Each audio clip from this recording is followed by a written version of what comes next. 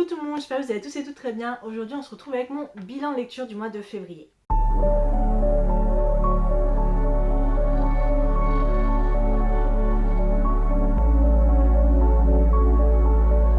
J'essaye un petit changement de plan, j'espère que ça vous dérange pas, j'espère que ça rend bien. Parce que j'ai montré un peu mon montage à ma soeur sur le reading vlog que j'ai fait, qui est la dernière vidéo accessible, vous pouvez retrouver dans le petit là.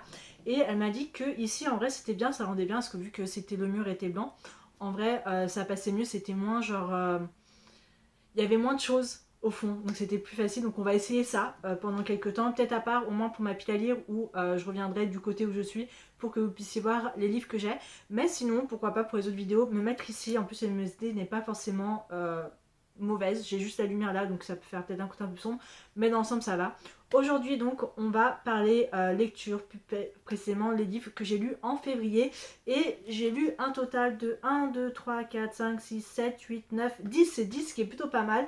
Mais si on fait le point sur ma pile à lire qui était prévue, on peut voir qu'il n'y en a que 2 que je n'ai pas lu, ce qui est, écoutez, ma foi plutôt pas mal. Mais j'ai quand même compensé, surtout si vous avez vu mon reading blog, vous savez, les derniers livres qui ont rejoint ma palle. Donc dans l'ensemble, il y a eu de très bonnes lectures, un énorme coup de cœur et une petite déception. Voilà, une petite déception parce que je m'attendais à plus de choses, donc voilà, on va commencer. Ma toute première lecture de février, ça a été Les Heures Ella de Bryn Weber chez l'édition Piactus là, et qui est disponible en français, c'est l'édition Verso. D'ailleurs, je crois que toute la trilogie est maintenant disponible en français chez l'édition Verso. C'est le deuxième tome de la trilogie The Ruinous Love. Le premier étant Butcher and Blackbird, le troisième et dernier étant Cynthia Sparrow que j'ai lu ce mois-ci. C'est le deuxième tome autour d'une trilogie autour de tueurs en série. Voilà. Et ce deuxième tome, j'ai mis comme le tome 1 4 étoiles. Et je comprends un peu pourquoi les gens n'ont pas autant préféré ce second tome que Butcher and Blackbird. C'est-à-dire que dans cette histoire, on va suivre Lachlan, qui est donc le frère de Rowan, je vais m'en sortir avec les prénoms, qui est le frère de Rowan et qui est un peu le nettoyeur des scènes de crime, si on peut dire ça, on l'appelle, on nettoie un peu les scènes de crime. Et d'un autre côté, on va suivre Lark, qui est la meilleure amie, l'une des meilleures amies de notre protagoniste du premier tome, voilà. Et certains membres de sa famille se font décimer un peu petit à petit sans vraiment savoir le pourquoi du comment, sachant que ses parents sont à la tête d'une énorme société de pâtisserie, voilà, donc ils sont assez riches et tout. Et ils pensent en fait que Lachlan est responsable de tout ça et veut le tuer, mais Lark elle a fait bah non, en fait c'est pas lui, mais le seul moyen pour qu'il puisse m'aider à trouver qui est vraiment responsable de tout ça, c'est que je me marie avec lui, voilà, pour d'une le protéger de sa famille, mais aussi pour qu'il lui donne un coup de main. Donc voilà, l'histoire tourne autour de ça principalement, donc de mariage arrangé, fake dating et tout ça. Et je vois où les gens n'ont pas apprécié parce que ce roman-là était moins centré thriller, tueur et plus romance. Vraiment, la romance était beaucoup plus présente dans celui-ci. Je n'ai aucun souci avec ça, mais c'est vrai qu'on est parti un peu ailleurs du côté du tome 1 qui avait ce côté un petit peu plus original, ce que je trouve ça assez dommage. Pour ma part, j'ai quand même beaucoup apprécié, j'ai beaucoup apprécié les personnages, j'ai beaucoup apprécié le personnage de Lachlan. Petit problème, c'est que je trouve extrêmement protecteur, vraiment très rapidement, où en fait, Lachlan a tout de suite et rapidement des sentiments en fait pour Lark, où il tombe vite amoureux et Lark met un peu plus de temps pour se rendre compte qu'elle l'aime. Et je trouve ça assez dommage parce que même ça donnait un nouveau côté à Lachlan. Je trouve que c'était un côté trop protecteur, trop tu la touches pas, elle est à moi et tout ça, trop possessif, et je trouve ça assez dommage. Bon, le smut est toujours extrêmement présent là-dedans, public smut, voilà, on va dire très clairement, mais écoutez, pour ma part j'ai bien aimé. Voilà, c'est pas mon préféré franchement. Si je devais faire un top des 3 tomes que j'ai lus, ce serait Butcher and Blackbird, ensuite en numéro 2 Cynthia Sparrow, et ensuite en numéro 3 Les Heures Ella. Mais ça reste quand même une très bonne lecture et je vous conseille quand même de le lire, même si vous avez un peu des doutes dessus, faut foncer.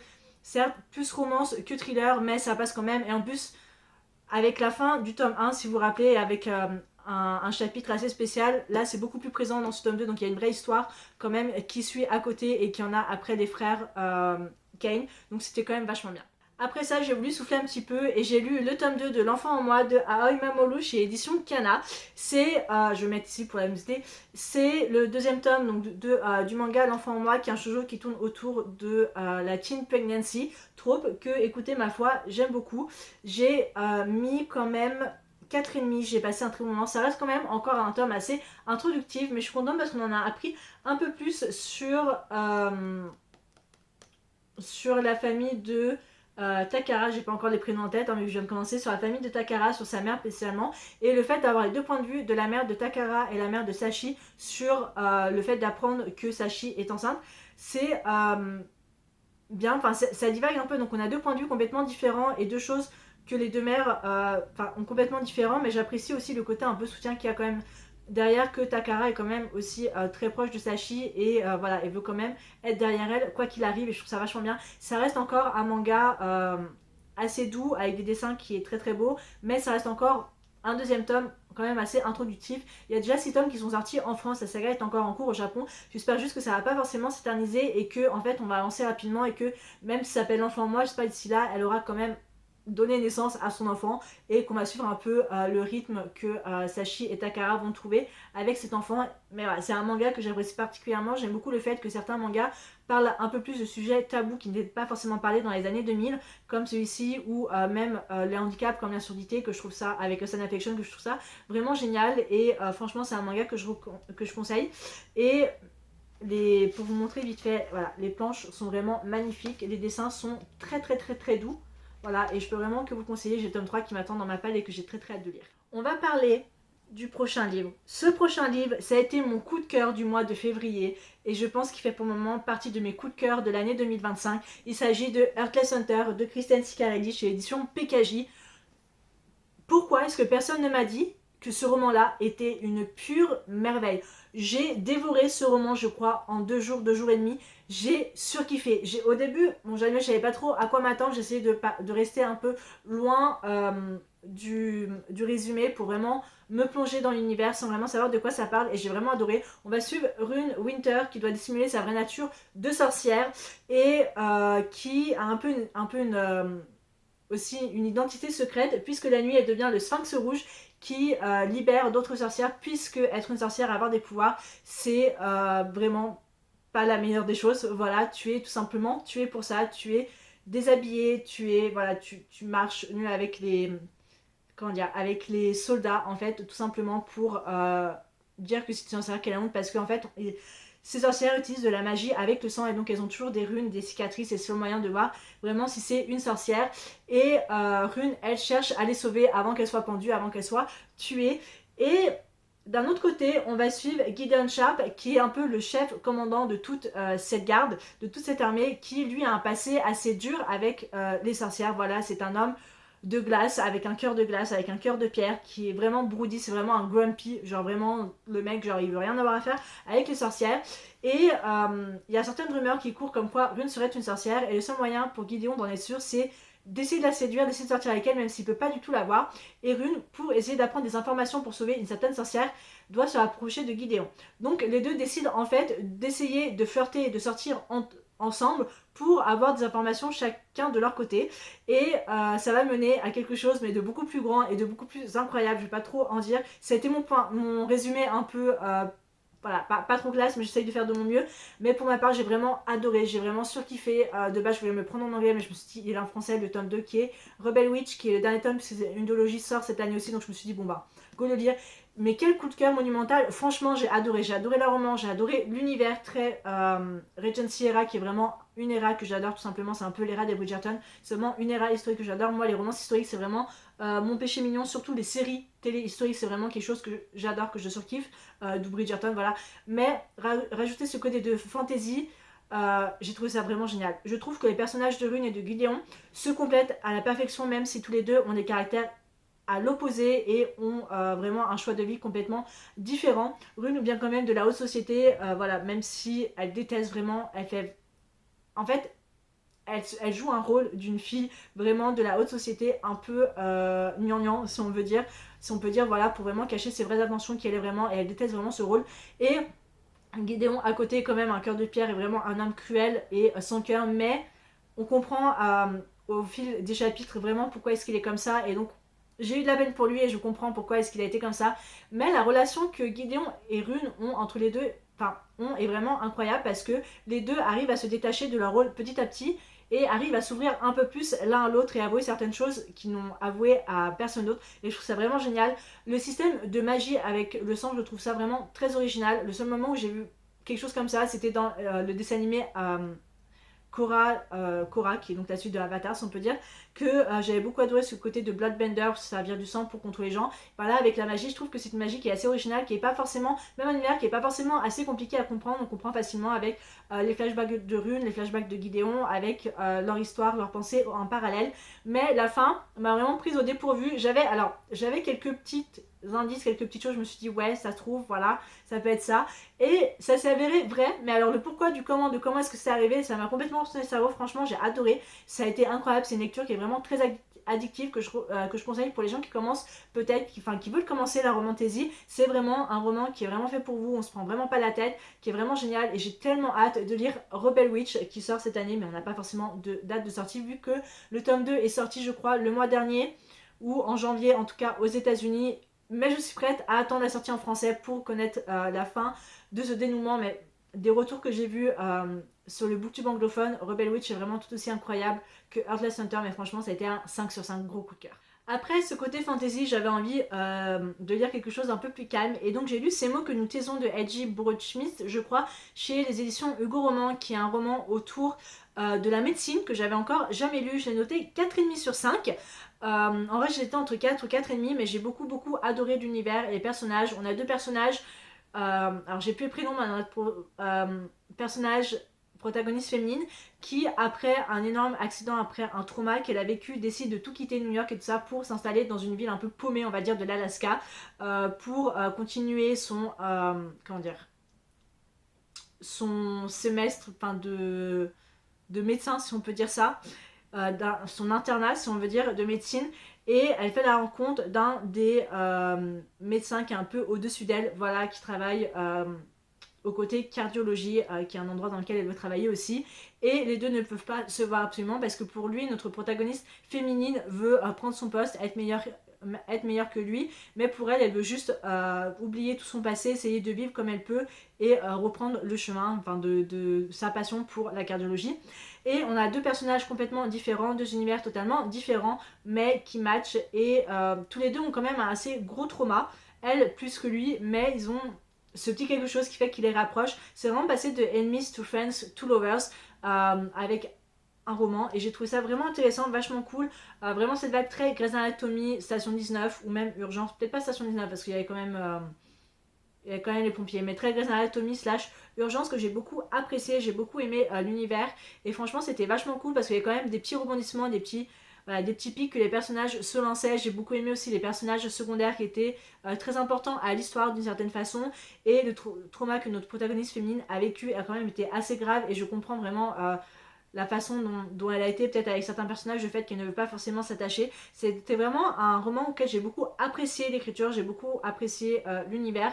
C'était pas barbant, c'était pas long, et puis même l'aspect médical en lui-même était très bien expliqué, c'était facile à comprendre, donc ça m'a beaucoup plu. C'est un roman que je recommande si vous ne l'avez pas encore lu parce que franchement ça a été une très belle découverte. On va passer à ma petite déception du mois de février, qui a été le premier tome de Off Campus, donc The Deed de L. Kennedy chez l'édition Hugo Roman. Alors j'ai mis 3,5 parce que je m'attendais à tellement plus. En fait je crois que j'avais tellement d'expectations, j'avais tellement d'attentes pour ce roman, avec le fait que tout le monde m'a vendu comme quoi c'était Off Campus, c'était un classique de la romance sportive, que les gens avaient vraiment adoré, ça a été leur premier roman sportif et tout. Moi ça a été une autre saga que j'avais beaucoup appréciée, toujours chez Gourmand.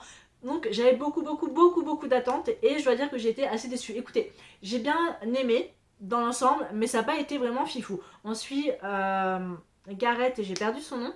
Bref, lui est joueur de hockey et a des notes qui sont en baisse, et elle, on a notre personnage féminine qui est assez douée dans la matière dans laquelle Gareth doit passer, et donc Gareth lui propose, écoute, est-ce que tu voudrais me donner des cours particuliers, m'aider pour augmenter ma note, sinon je vais être sur le banc touche pendant tout le reste de la saison. Elle est genre bah non en fait je veux pas, mais il se trouve que notre protagoniste féminine a un crush sur l'un des garçons les plus populaires de l'université, de la fac, et Gareth est là, il lui dit écoute, je t'aide à faire en sorte, on fait semblant de sortir ensemble, vraiment du fake dating, et en même temps tu m'aides à remonter mes notes, comme ça dès que ce mec populaire voit que l'une des filles sera avec moi et que elle est vraiment pas, comment dire, qui peut pas l'atteindre, il cherche encore plus à l'atteindre. Donc tu fais semblant de sortir avec moi et tu m'aides à remonter mes notes, comme ça lui te remarque et moi je serai pas sur le bon touche. Évidemment elle accepte et une amitié et après une romance va se former entre les deux. En vrai, on sent que ça date de 2015 parce que le langage, quand même, au niveau smut est assez cru. Et je sais pas, alors c'est pas que ça m'a dérangé en lui-même, mais je sais pas, je trouve que le style d'écriture est vraiment, c'est vraiment très 2015. Hein. En fait, je pense que c'est vraiment très 2015, mais ça m'a pas empêché quand même d'apprécier le roman en lui-même. Ça a été une bonne lecture, mais je ne voulais pas mettre 4 parce que ça n'a pas été forcément un coup de cœur. Rien m'empêche de continuer la saga. Vous savez que j'ai The Mistake à lire ce mois-ci. Donc en vrai, je veux quand même découvrir la fin de Off Campus parce que il y a après Briariou et après il y a la nouvelle saga sur leurs enfants qui arrive après, mais dans l'ensemble j'ai quand même passé un très bon moment. J'ai adoré le personnage de Gareth, je comprends pourquoi il est book boyfriend material, c'est vraiment un golden retriever. Ce mec est parfait, il est toujours très attentif à notre protagoniste féminine, il est toujours là avec ses potes, il passe toujours un très très bon moment, il sait que personne, il sait qu'il va jamais, enfin on sait qu'il va jamais juger qui que ce soit, qu'il est toujours là, et vraiment ça a vraiment été passer d'inconnu à une amitié qui a quand même été vraiment géniale, où ils passaient quand même un très bon moment à regarder Breaking Bad tous les deux, en mangeant des pizzas et tout, en invitant à passer la nuit sans forcément qu'il y ait de sous-entendu derrière. Et ça a été vraiment cool à passer vraiment à Lovers avec un petit touche de retournement de situation, évidemment, parce qu'il y a toujours quelque chose quand tout le monde commence à tomber amoureux et à être heureux, il y a toujours un petit quelque chose qui reprend. Mais franchement, j'ai passé un très bon moment, j'ai adoré, puis le côté aussi musique avec le sport, ça m'a beaucoup plu. Après, j'ai lu. Alors, après The Deal, j'ai décidé de lire l'un de mes romans qui faisait partie de ces romans que je vais lire en 2025 et que j'ai adoré. Il s'agit de Wings of Starlight de Alison Saft, là en anglais chez l'édition Studio Press, mais il va être disponible en français, je crois qu'il sort en mai. Chez des éditions Hachette dans la collection Disney. Wings of Starlight, j'ai mis 4,5, on n'était pas loin du coup de cœur, mais j'ai adoré Wings of Starlight. On va suivre. Alors, pour ceux qui connaissent l'univers des films d'animation, La Fée Clochette, vous savez qu'il y a Clochette et le secret des fées, et dans le secret des fées on apprend qu'il y a un peu le pays de l'hiver, voilà, et on apprend aussi qu'il y a une histoire entre la reine Clarion et Lord Millory, je crois, c'est ça, le Lord Millory, et on apprend qu'ils ont eu un passé tous les deux, et ce tome là c'est tout simplement comment est-ce que Clarion et Millory se sont rencontrés et quel est l'aspect dramatique qui est arrivé pour que le pays de l'hiver et le pays de, enfin, et la vallée des fées soient séparés et refusent un peu de coopérer. Et j'ai passé un très bon moment puisque dans ce tome là on va suivre Clarion qui va être queen à en devenir, donc reine à en devenir, qui a beaucoup de mal à gérer ses pouvoirs, on va dire, et c'est pas vraiment comment faire pour arriver à se concentrer, à se focus dessus pour atteindre vraiment sa cible ou ce qu'il faut. Et tout va bien dans la vallée des fées jusqu'au jour où une sorte de créature, un cauchemar, on appelle ça les cauchemars, donc ce nightmare, arrive et s'en prend aux fées. Voilà. Et la reine actuelle, et genre ça vient, c'est à cause du pays de l'hiver, il faut qu'on bloque ça, qu'on fasse en sorte que plus personne arrive, enfin sorte du pays d'hiver pour aller dans la vallée des fées. Et Reine Clarion est là, mais ça veut dire que même les fées qui sont au pays de l'hiver, ça veut dire qu'on ne les reverra plus, ils vont être coincés là avec les cauchemars. Et la reine est là, oui, ben c'est avec leurs problèmes, c'est à cause d'eux si tout ça est arrivé.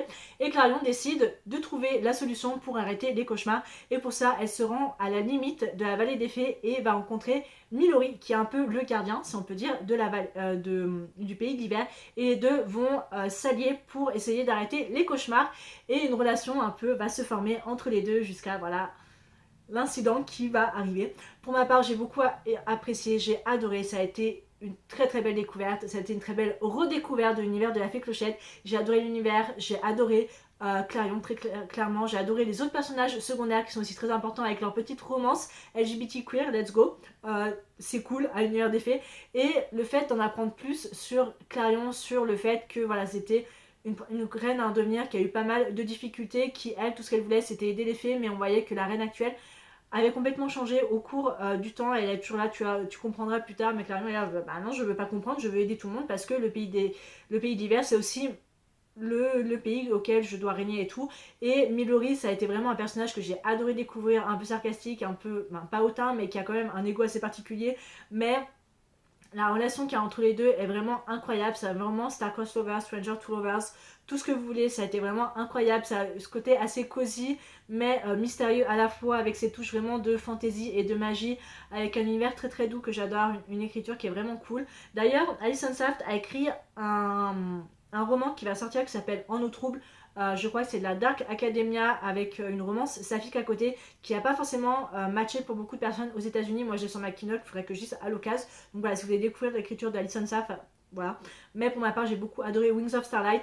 On peut le lire sans forcément connaître les films de l'univers, les films Clochette, mais j'espère que ceux qui ne connaissent pas les films Clochette, avec ce roman-là, vont découvrir un tout autre univers, vont vouloir découvrir ces films-là. Pour ma part, mon conseil, ce serait quand même de regarder Clochette et le secret des fées avant de lire Wings of Starlight, mais vous faites comme vous voulez. Après Wings of Starlight, j'ai voulu souffler et lire un graphique et j'ai emprunté à la médiathèque La Princesse et le Croque-Monsieur que j'ai noté, 4,5 chez Édition Bliss. Je me rappelle plus trop de qui c'est, mais c'est un graphique que j'avais envie de lire depuis un petit moment et j'ai passé un très bon moment. J'adore parce que ça a été vraiment ce côté historique mélangé avec une côté de modernité, c'est-à-dire qu'on a des calèches, un château, des robes, vraiment la Regency era, mais à côté on a notre personnage principal qui joue à la Switch et j'aime beaucoup parce que tous leurs noms dans le pays ont vraiment genre la princesse elle s'appelle la princesse fromage ou la princesse mortadelle, quelque chose comme ça. Ça a vraiment tous des noms de fromage et je trouve ça vraiment génial.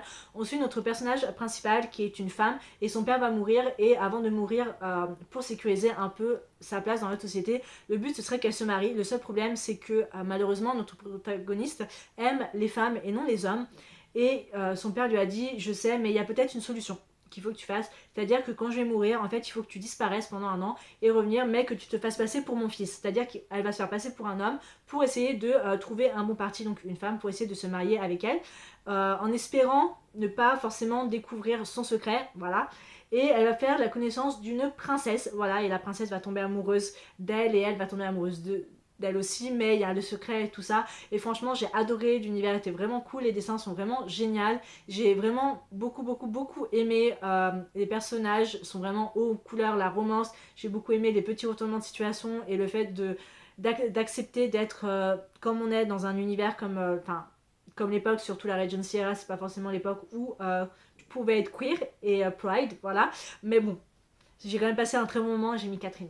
Après la princesse et le croque-monsieur, il s'est passé le truc, le putain qui m'est arrivé.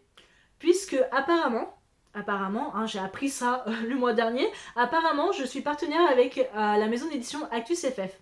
Voilà, c'est-à-dire que j'ai reçu un mail le mois dernier en me demandant si j'avais aussi envie de recevoir l'une de leurs sorties. J'ai cru au début que c'était un prank, genre je me suis dit mais attends mais c'est pas possible. Et je suis allée chercher, donc oui, apparemment je suis partenaire avec les Actus SF et moi j'ai dit bah oui, bah pourquoi pas, c'est mon premier service presse, non rémunéré, pourquoi pas, allons-y.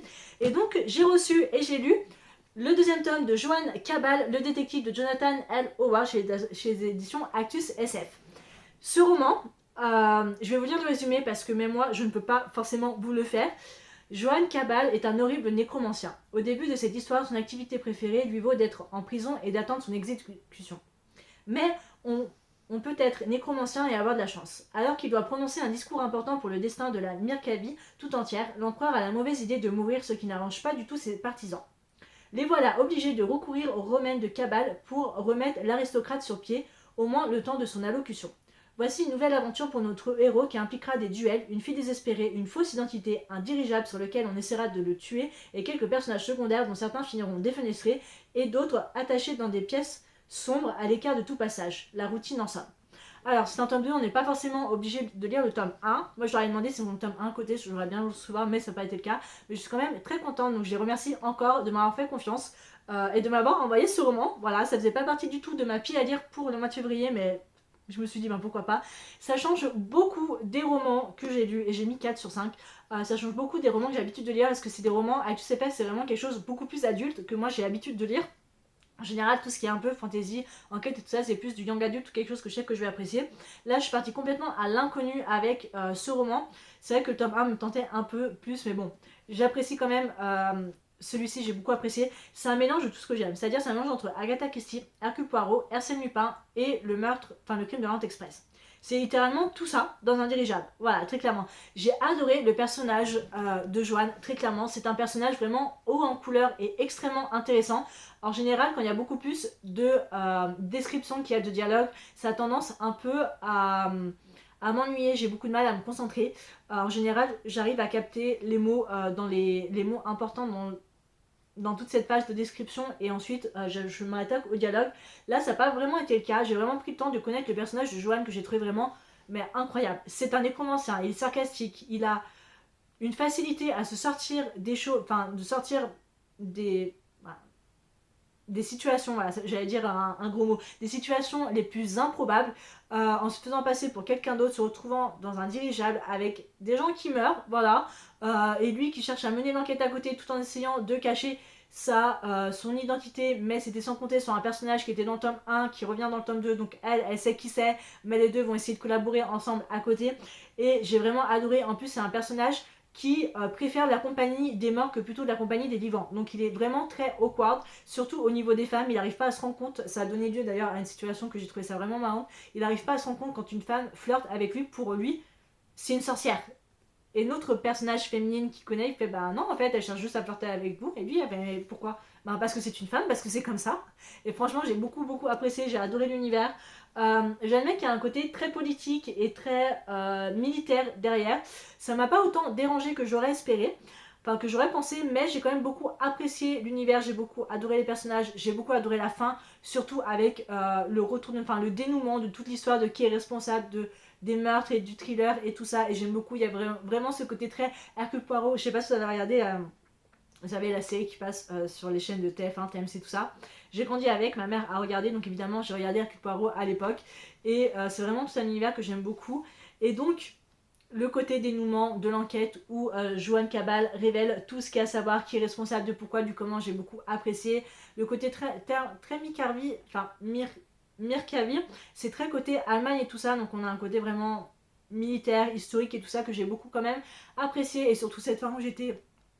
Voilà, bon bah super, maintenant je veux le tome 3, ce serait cool. J'aimerais lire le tome 1 à l'occasion, mais j'ai beaucoup apprécié, donc voilà, je trouve, c'est une réédition. Le tome 1 et 2 étaient sortis il y a quelques années, donc là c'est une réédition, et j'espère qu'il y a les autres tomes qui vont sortir, oula excusez-moi, parce qu'il y a 5 tomes au total, mais l'objet livre est vraiment très beau. Il est disponible au prix de 22,90 € si vous avez envie de le lire, mais vous avez passé en tout cas un très bon moment, et je remercie encore les éditions Actu C7 pour m'avoir fait confiance. Les deux prochains livres dont je vais vous parler, c'est plutôt des graphiques, je vais pas trop m'attarder dessus parce que vous avez vu... mon reading log sur quelque chose de lecture avec moi, je vous en parle un peu plus, mais j'ai lu Mooncake et la gardienne des papillons, tous les deux chez la maison d'édition Bliss. C'est une maison d'édition que j'adore en ce qui concerne des graphiques. J'ai tous les deux mis 4 étoiles, c'est des romans un peu de fantasy avec, alors Mooncake, il y a de la fantasy, LGBT, queer, sorcière, romance, loup-garou, fantasy, et gardienne des papillons, c'est par Kay O'Neill, c'est la même, excusez-moi, qui a écrit la trilogie du Cercle du Dragonté, et La Bête de l'Aquicorne que j'avais lu en janvier, que j'avais aussi beaucoup apprécié. Celui-ci ça n'a pas forcément été mon préféré, j'ai trouvé un peu long, mais j'ai quand même beaucoup apprécié les deux graphiques. J'ai passé un bon moment, le style de dessin était très différent de ceux que j'ai l'habitude de lire en règle générale, mais écoutez, ma foi, j'ai beaucoup apprécié. Mooncake, je comprends pourquoi les gens étaient assez déçus. C'est un roman de base, enfin un graphique que je voulais lire en anglais quand j'ai commencé la lecture en anglais, donc je suis quand même content assez de les avoir lus et j'ai quand même passé un très bon moment. Donc voilà, c'est tout en ce qui concernait mon bilan, j'allais dire ma pile à dire, non, mon bilan lecture du mois de février. J'espère que cette vidéo vous a plu. Alors, je sais que j'avais dit que de base, la prochaine vidéo, c'est-à-dire que je m'étais dit, je le répète, hein, je l'ai répété plusieurs fois, j'avais dit que le 15 mars allait sortir Hunger Games. Mais Hunger Games ne sort pas le 15 mars, en fait il sort le 20 mars. Donc ce qui veut dire que j'ai le week-end où il sort, plus là, pour le lire et poster après ma vidéo le mercredi même. Donc ça va être assez chaud, mais je pense que je peux le faire. Donc en vrai, on a un petit peu de temps encore à attendre, et je me suis abonnée cette année. Enfin, ça faisait longtemps que je ne m'étais pas abonnée, je me suis réabonnée à Anna Books, qui est donc Anna Collection, Anna Yaoi, des Yaoi. Donc il va sûrement avoir un unboxing ce mois-ci sur des Yaoi, voilà, pour combler un peu le vide. Dans tous les cas, j'espère que cette vidéo vous a plu. S'il y a certains des romans que vous avez lus et que vous avez aimé, faites-le moi savoir en commentaire. J'aimerais bien savoir quelles ont été vos lectures, vous, du mois de février, et s'il y en a certaines que vous me recommandez. Dans tous les cas, pour ma part, j'ai beaucoup apprécié mes romans, j'ai passé un très bon moment. J'ai lu Cynthia Sparrow ce mois-ci, enfin voilà, et j'ai DNF, La Cité des Ruines, je vous en parlerai dans un bilan de lecture le mois prochain, mais j'ai DNF ou La Cité des Ruines, donc il faut que je trouve un autre type pour remplacer. Dans tous les cas, j'espère que la vidéo vous a plu, et je vous retrouve la prochaine fois pour une prochaine vidéo. Ciao!